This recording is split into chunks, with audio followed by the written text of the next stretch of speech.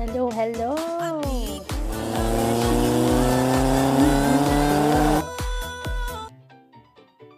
Alam niyo ba yung pakiramdam na puyat kayo pagkatapos niyong makipag-chat at feeling niyo hindi na kayo makapasok the following day.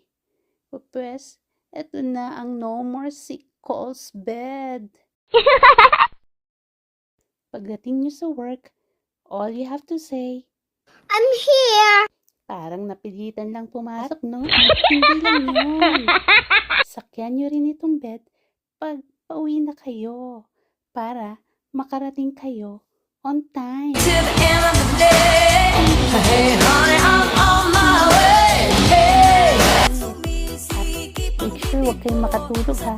Baka dalhin kayo sa wrong hand. Uh-oh.